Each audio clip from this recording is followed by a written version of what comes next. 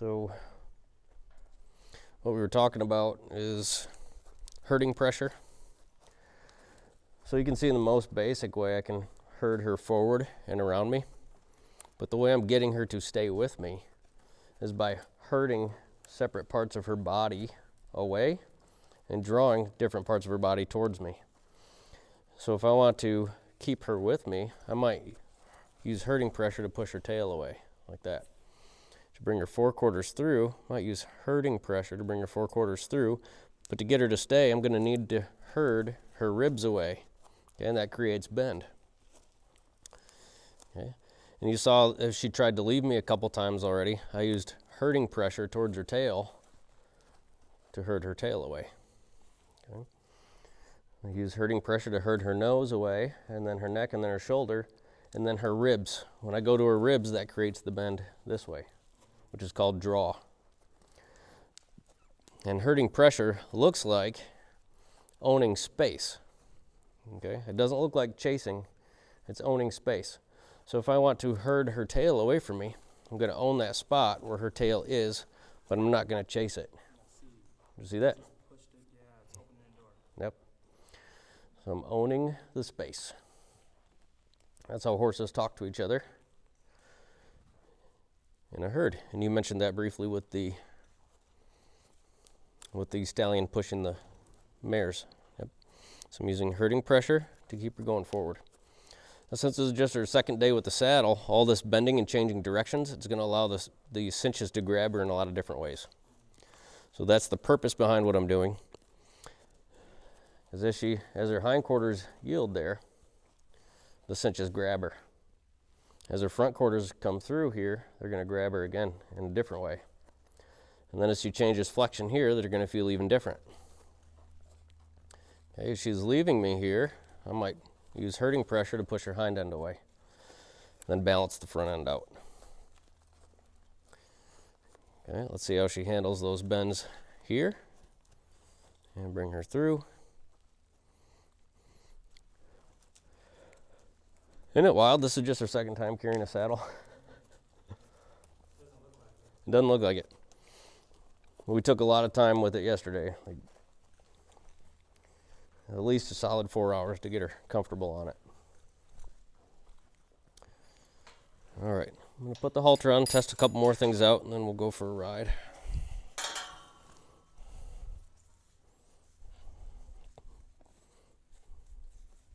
How are you involved in the horses, Hakeem? I started in 2018. Horsepower. I was teaching kids how to ride before I even got on the horse. Whoa! Yeah. That's pretty wild. Yeah, it was quite interesting. Yeah. And thank God for Kristen. She put it on my first horse, bareback. Okay. I learned how to ride bareback and kind of segued myself into Western riding. Cool. What are you doing with them now? So as of right now, I just do trail riding. Cool. And I kind of learn as much as I possibly can, like going through things like this, training, walking in, listening, taking as much notice as I possibly can. Okay. Are you working with Jesse at all? Yeah. Are you? Good. All right.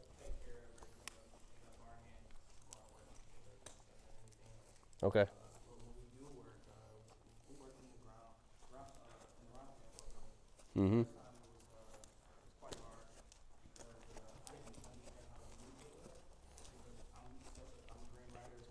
Yeah.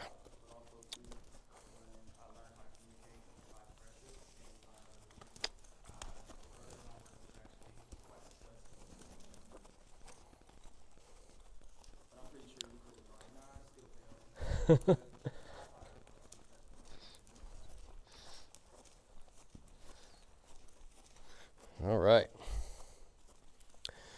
So here what you guys are going to see me do, I'm going to look for a little more forward. Okay. I also want to make sure that she knows how to operate on a rein before I climb on her. So we talked about herding pressure, now we're going to talk about direct pressure. Direct pressure you can also think of more as predatory pressure. Okay, because horses don't really operate on direct pressure with each other out in the herd. And you might say, well, they kick and bite.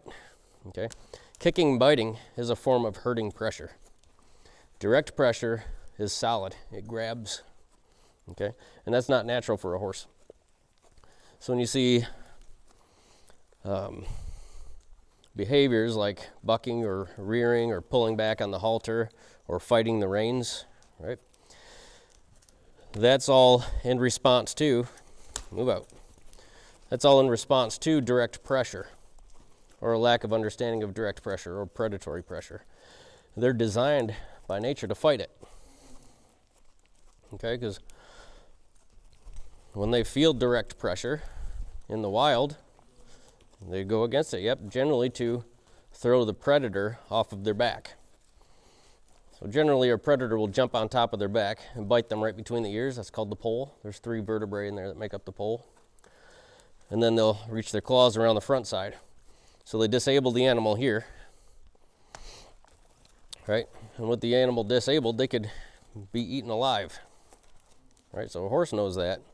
So they are really designed to fight that. Good girl. Fight direct pressure. So what I like to teach the horses that I understand herding pressure. And then once they understand that I can communicate with them through herding pressure, I'll introduce direct pressure, but instead of using hard pulls, I'll use a light touch and then I'll back it up with herding pressure. Does that make sense? So it doesn't eliminate the opposition reflex, but it sure does help.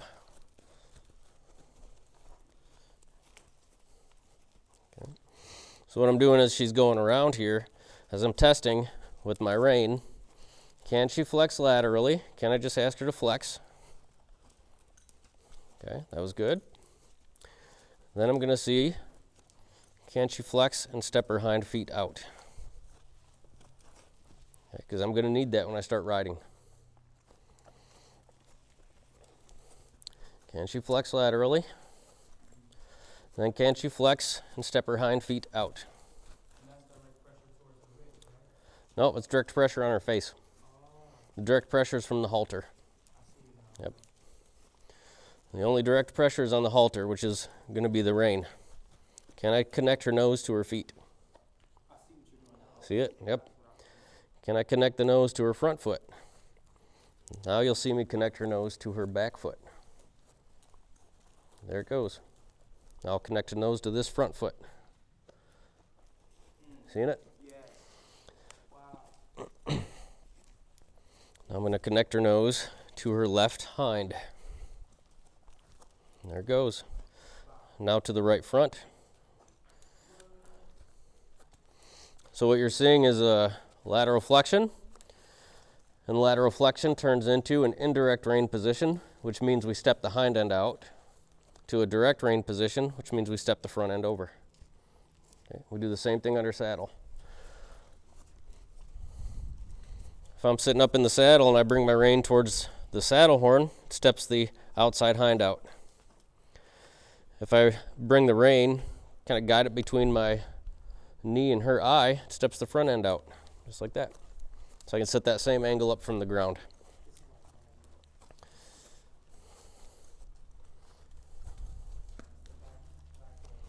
Back end, front end.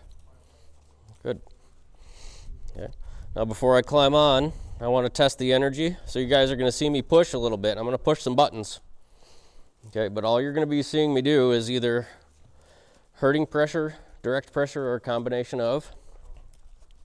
And then you're going to see me either ask her to go forward or backwards, move her front half, move her back half, or drift her sideways. That's it. That's all you're going to be seeing. So to ask her to go for a little more life, I'm going to open this door in front of her, close the door behind her. That means go. I need to see her move out. I also need to see what she's going to do if she gets emotional. Is she going to keep it together? Is she going to try to buck? The advantage of... There she goes. And I want to make sure too, as she goes around and gets excited, can I bring her back and does she stay light in my hand? Okay, let's try this direction. That's better. That was a better response. Go. Does she stay light in my hand? Good. As I slow down, does she slow down with me? Good. Very good. So the herding pressure, or like you talked about, Hakeem, the mare and the stallion, the mare's up here. Stay behind the mare. See that? That's set with your belly button. Your belly button is where your herding pressure comes from. Okay, so she stays behind this. She stays ahead of the stallion, which is here. Stay behind, stay ahead. Stay behind, stay ahead. Stay behind, stay ahead. Make sense? See those two lines? The one's made by my belly button, the stay behind. The stay ahead is made by this arm, or this shoulder. Okay? Which puts my foot right in the stirrup. So I can use this rein as a, or use this rope as a rein. Yep. We're preparing to ride, right? So we can't have the proper rein angle if I'm sitting up on her head like this. I can't have the proper rein angle if I got bucked off and I'm sitting on her tail. I need to be in the saddle. And that also puts me in the right position for using my herding pressure in front of and behind. So now, if I want to ask for more speed, what I'll do first is, in relation to her nose, I'll open this up. That's going to mean go faster. As this opens up, this is equally going to close in. If she's still there, the stallion's going to bite her. If I want to ask her to go faster, I'm going to open this up even more. So I can either walk faster, or I can take a smaller, or I can make a smaller circle. See how that works? Cool. As I slow down, as I slow my feet down, I want her to be aware of this without me drawing it, and have her slow down with me. So you start to move in unity with the horse. That's why I call these unity circles. We move together as a unit. Okay, cool. I like that. All right, Krista, we'll turn the camera off. We'll restart there, and I'll climb on her, and we'll do our first ride.